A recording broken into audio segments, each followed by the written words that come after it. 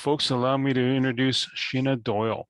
She's from the Really Useful HR Company. She started it 4 years ago, and she's been in the corporate HR universe, a business partner, head of people, and European HR director, working for a number of companies, including Starbucks, Pepsi, RBS, and Boots. And she and fellow CIPD and certified practitioner of the Employee Experience Institute, not of speech, obviously, for me. My apologies.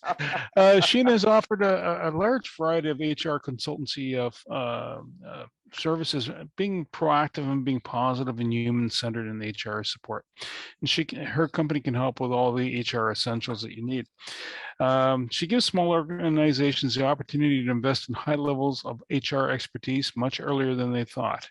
And that's really useful. That saves them from burning the odd bridge with their staff.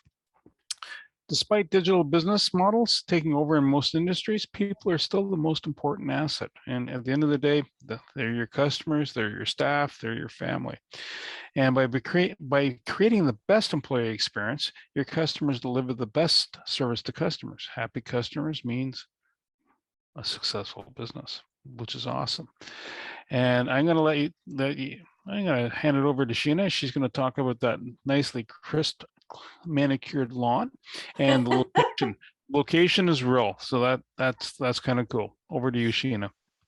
Thank you very much, Bernie, and thank you everybody. Thanks for the invitation. And yes, I just thought I'd share a bit of the Scottish countryside behind there and the lovely view that we've got. We're absolutely so lucky to live where we do. We just live about 25 miles north of Edinburgh in Perthshire. So talking about the importance of workplace culture on mental health, if we just wind back to the 23rd of March 2020, a day that the UK is never going to forget, because that was the very first day of full lockdown. Life became all about fear, face masks, and furlough. Fear because we didn't know what was going to happen.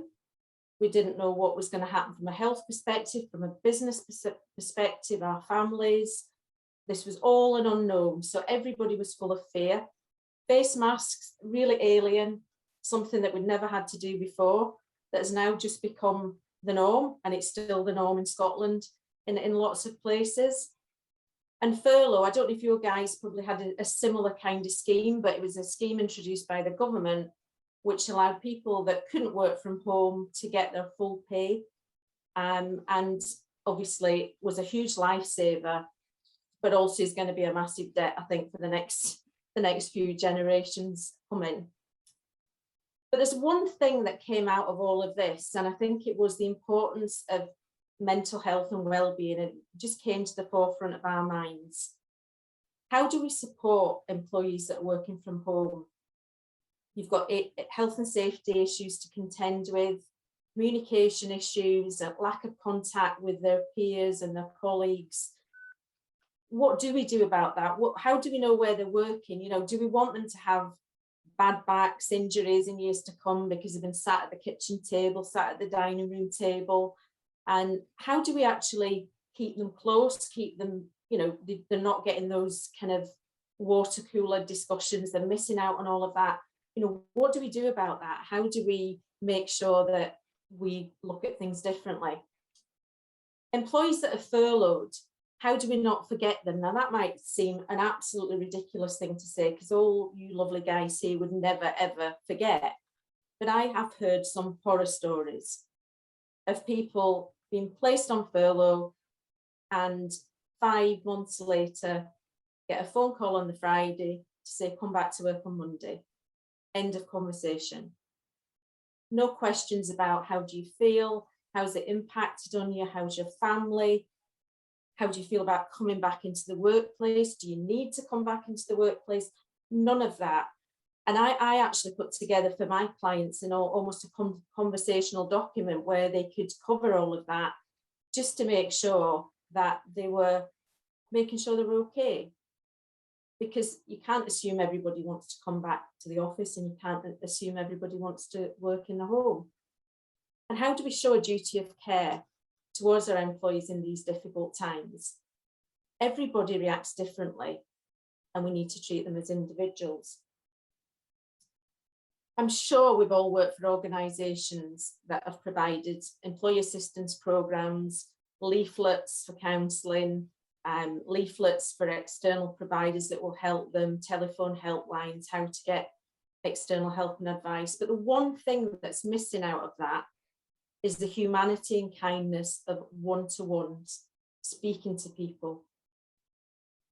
Does the workplace culture allow employees to feel okay about not being okay? Can they say that? Can they share that with their colleagues, their leaders? We must treat employees as individuals, as human beings, as people we care about in our organisations. Gone are the days when employees were expected to leave their problems at the workplace door. Life events happen, the impact on people and how they behave at work. And as an organisation, we have to support these people and support their well-being. Life is an experience, and part of that experience is work. We want life to be the best it can be, so we need to create the best work cultures that have a holistic employee experience at the heart of it.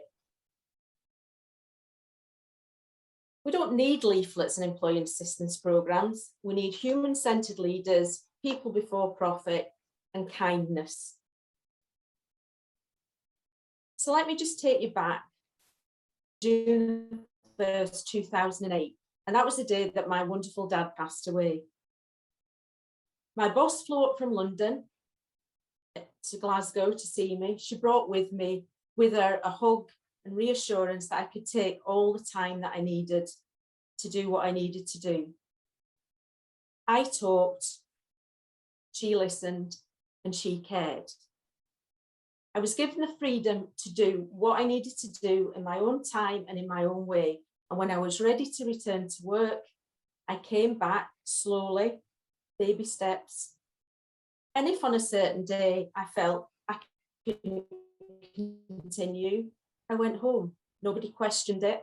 My colleagues put a warm and invisible cloak around me, supporting me. And I was back at work after 4 weeks because I felt comfortable, safe, and cared for. Fast forward to the 4th of June 2012, the day my lovely mum passed away. And yes, that was exactly the same weekend as 4 years previously when I lost my dad. I was working for a different organisation. I was European HR Director. I got no call from my Managing Director, who was my line manager. I got no calls from anyone except the Group HR Director, who was in Canada. So obviously you guys are all very caring guys, because he gave me a call to see how I was doing, but no reassurances to take all the time that I needed. I felt so much pressure to return to work, which affected my mental health and led to a diagnosis of depression and medication.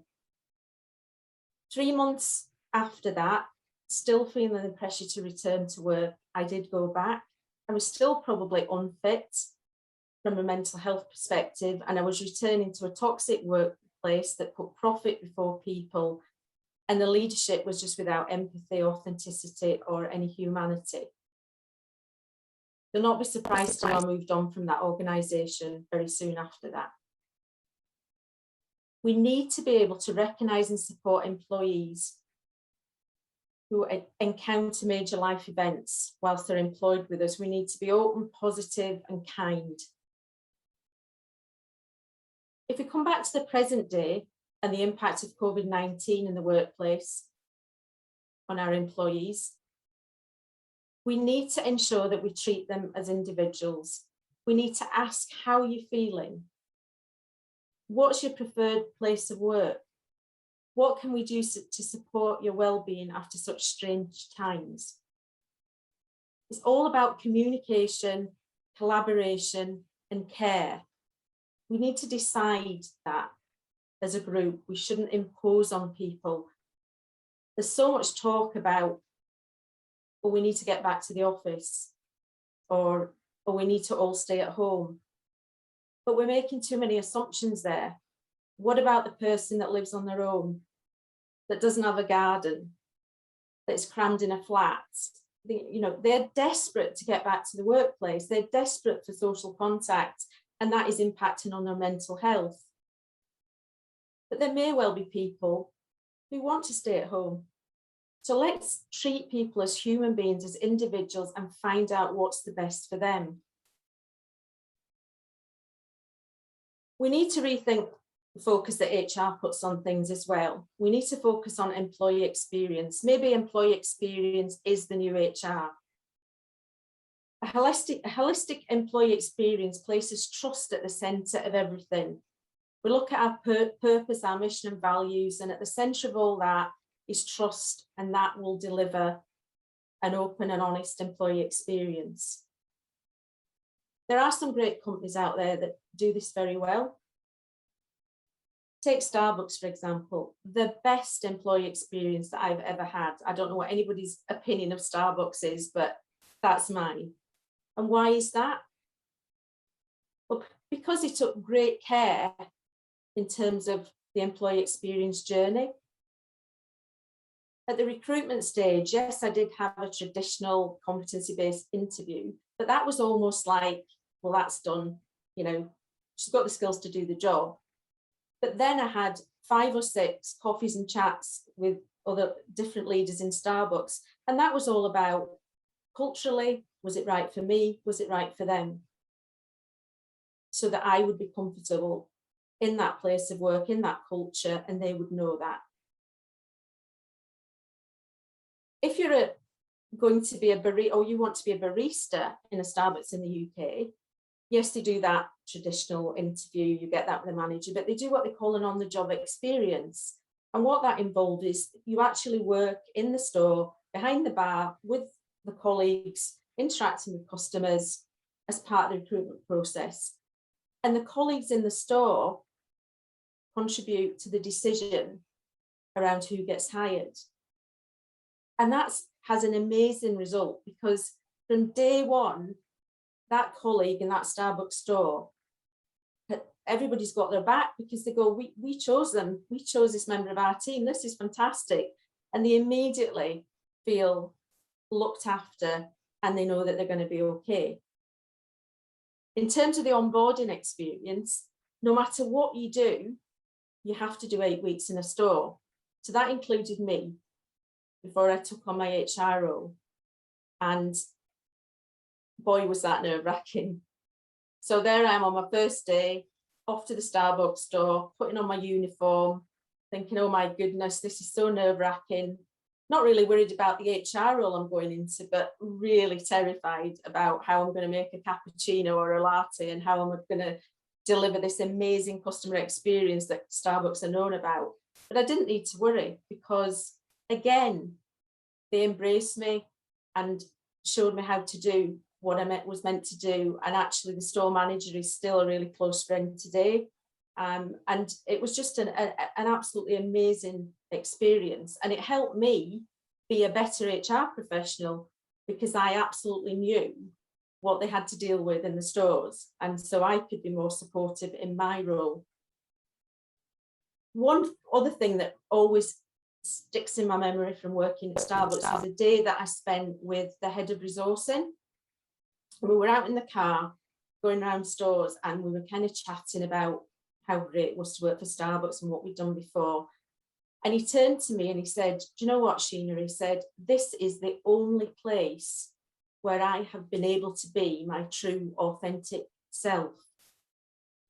He was gay, and everywhere else he'd worked, he'd not talked about it. He'd not shared it, because he was fearful of being judged. In Starbucks, everybody's treated as equal. And how amazing is that in these days of diversity and equality and inclusion? And they, you'll not be surprised to hear, were the company that cared for me when my dad passed away.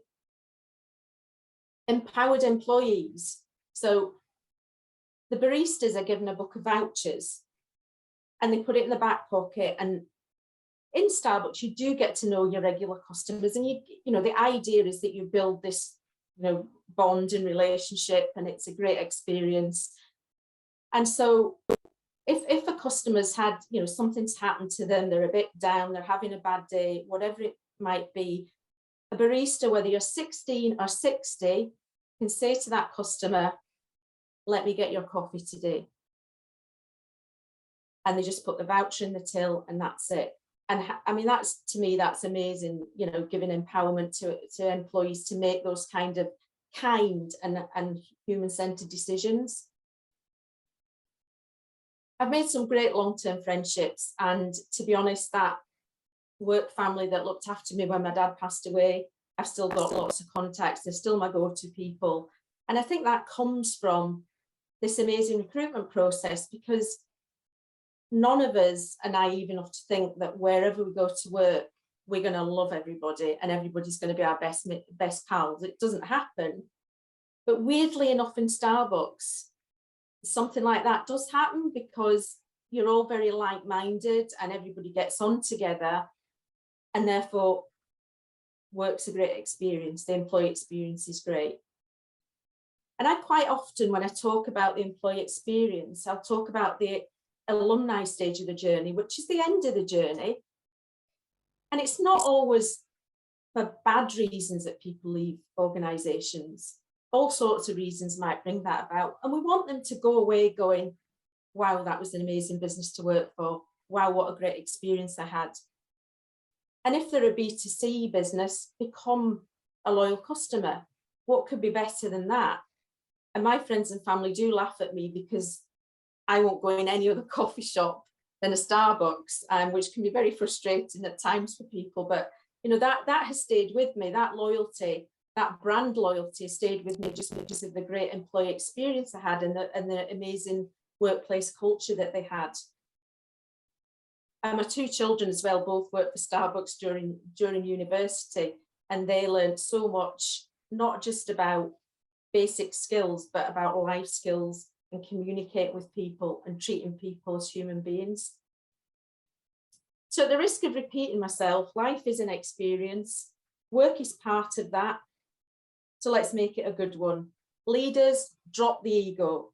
Organisations, stop promoting people to leadership roles, but without empathy, without authenticity, and without humanity. Showing vulnerability as a leader is such a powerful thing. It shows it's okay not to be okay. It's okay to fail. It's not the end of the world. Help people to be their true selves at work.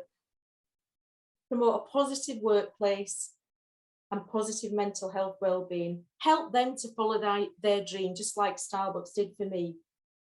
If people come before profit, the profit will come. And you will be part of a great place where great people do great things. Thank you very much for listening.